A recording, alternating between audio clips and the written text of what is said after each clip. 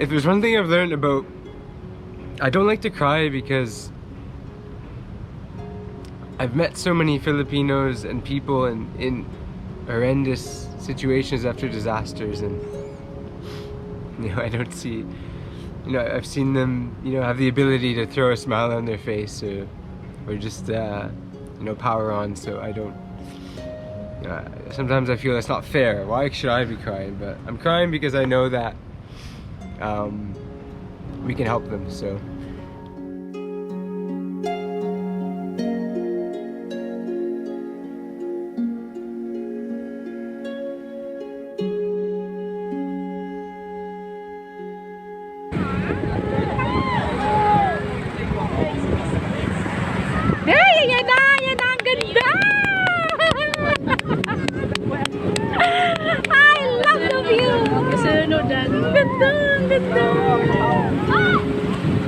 Maging sumunod kasi inod na panahon na.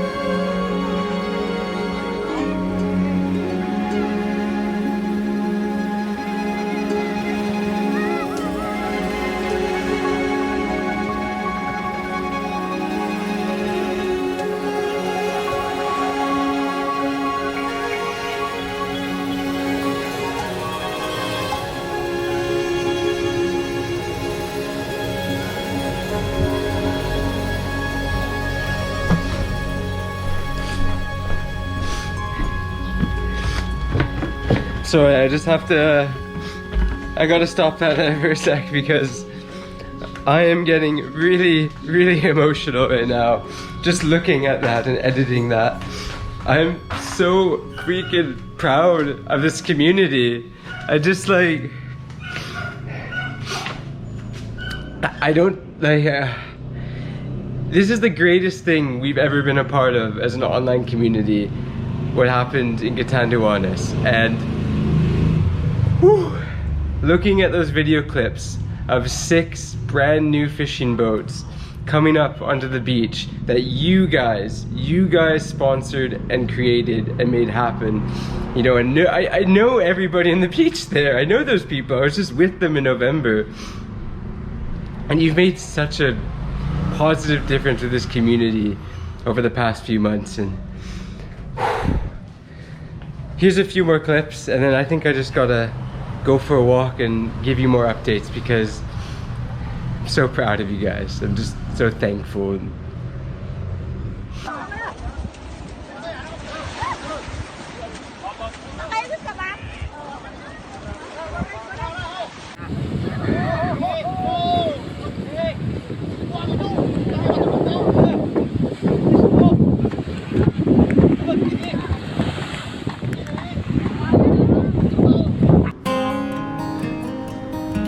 I become such an emotional wreck when it comes to people coming together to do positive things. It's been something that I really have loved about this social media journey since the beginning. And if you didn't know, the first time I ever picked up a camera, ever even thought about sharing anything, was back in 2013 after Typhoon hit Tacloban. I was there, with friends at Ground Zero, trying to help, trying to do something, and I realized the value of connecting with other people to grow positive things, and that's why So we're just moving right now with 2 trucks towards Tanawa, and you can just look around and see all the devastation everywhere.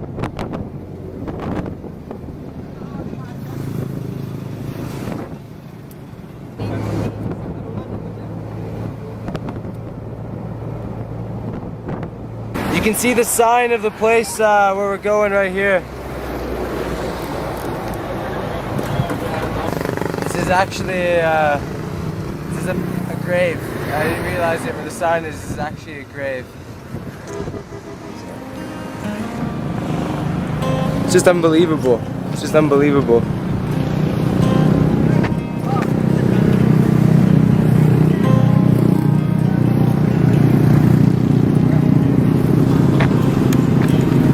You just look around you and you think like, yeah, you don't think, I guess. You just have to help.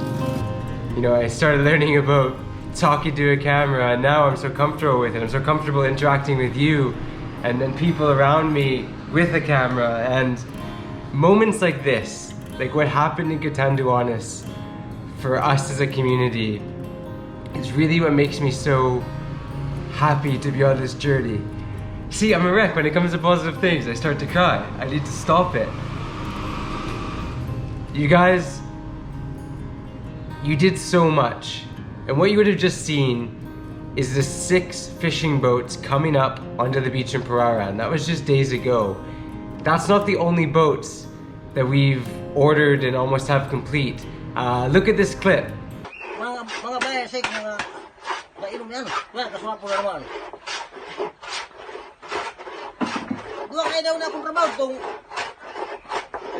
That is a local manong who's creating a bunka. We actually have 3 smaller bunkas also coming to the community. And then if you're looking at a picture right now, it's a really, really big kind of tour boat. We're gonna be getting one of those as well for Pararan. And so they can use that possibly for tourism in the future. And so here's the other amazing thing about these boats. They were built in San Andreas. It's another municipality on the other side of Catanduanes. We hired locals who've also, you know, been affected by the storms and gave them jobs to create these boats, build these boats. All of them were inspected by the agri-fisheries, and actually they made a 5-hour journey around the island to Pararan, basically testing them to bring them to the community there. They all have brand new motors. They all are tip-top shape, good to go. Summer is coming. That's so wonderful for the fishermen in that community. They now have a chance to use these boats for livelihood. Super exciting as well. Even though we purchased those boats, they are now going to be owned by the community. They're creating an association to manage the boats all together, kind of like Bayanihan, like why we were so inspired at the beginning to help them. And they're also sharing some of those boats with the neighboring barangay at Bihao, so their fishermen can go out and make a livelihood. It's just such a wonderful update, and I'm so happy there's a few locals on the beach to take those raw clips for you, because those are very, very feel-good clips. That Bayanihan bringing the boats up, you know, the excitement of the kids around them. If you remember, right before I left Catanduanes, I said this.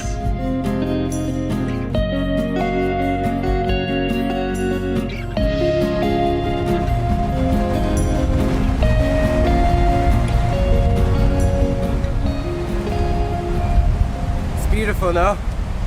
This whole coast, the beach, the water, Catanduanes, you can see why people here, you know, love their community and love calling it home. It's an amazing part of the world, but honestly, it's going to be tough now moving forward with COVID, with the super typhoon.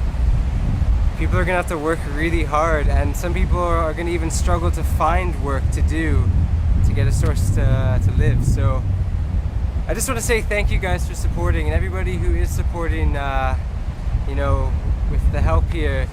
We are looking at ways that we can, you know, sustain people's livelihoods in the future, or at least help them get back on their feet and make a livelihood. So, well, over the past few months, even though I haven't been there, we as a community have been supporting that community in different ways. For example, we actually hired lots of the locals to create bamboo trash bins.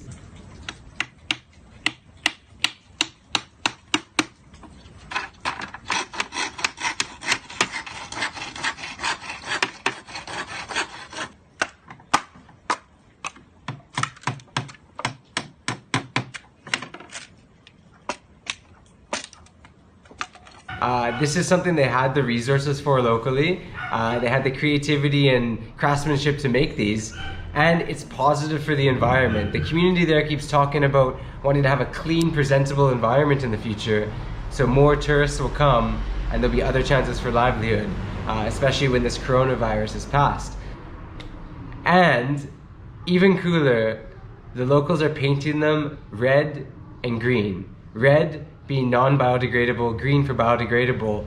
And I just heard some of the local manongs from Barangay Pararan went to Abihao and actually educated the locals there too and discussed this with them. And Abihao also built some of these trash bins. You guys funded this. You bought the trash bins. You paid the locals to create these, and now they're putting them around their communities.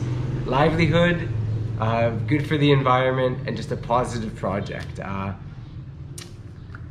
Oh my gosh, what else? I never shared this with you guys, but you did something amazing as well. You just literally supported. Some of the money you sent just went straight to the families. You directly supported families. And I want to talk about this because donating and giving money, when you're on the receiving end, being the guy who had, you know, my connections there, who were working together, receiving money to help was an overwhelming blessing. But it was also a burden because you want to do the most out of it that you can. And in order to do that, you have to really get to know the people you're helping. And that's why I drove. That's why I just borrowed a friend's van and drove all the way to Catanduanes.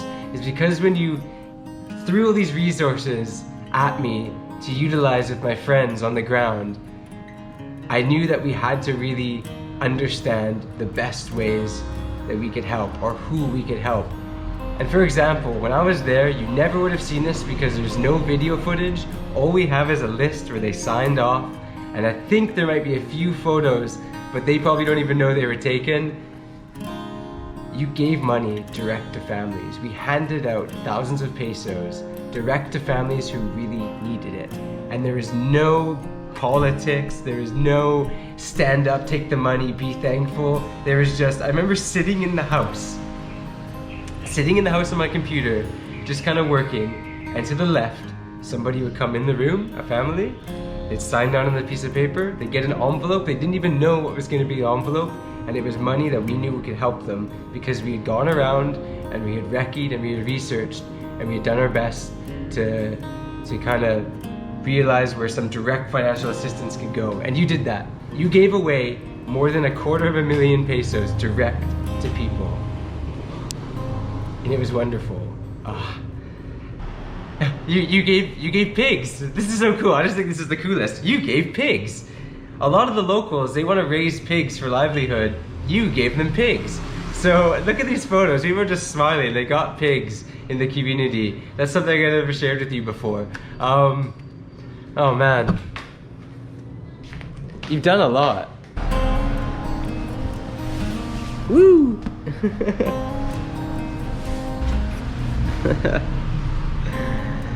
Sorry guys, the hammock was so inviting, I just had to jump in it. You're incredible, all of you. I remember sitting there November 11th and, you know, I was nervous because I just didn't know. You know, as much as I believe we could help and make a difference with the community, I still didn't know what was gonna happen. But do you know what happened? You came together. You believed in me, you believed in those people. You just believed that we could do something. And we didn't just do something. We built shelters for more than 70 families. We gave away, you know, more than 250,000 in cash assistance. We provided jobs. We provided a huge community cleanup. We did food relief.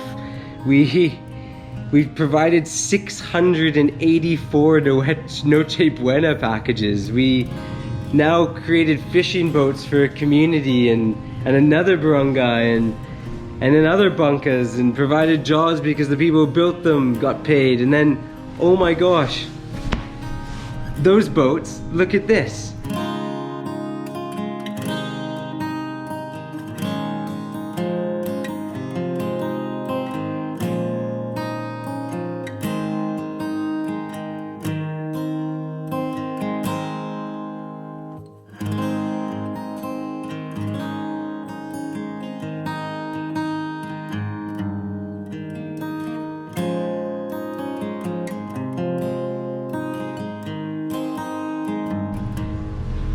Did you see that? Do you see that? Aragon. We put Aragon on the boats because that means brave and strong, and that's what that community is, and that's what the people in Bicol are, and Catanduanes, and that's what you are for being brave enough to take the jump to want to help. And I'm gonna stop rambling. You're awesome. That's an update about Catanduanes.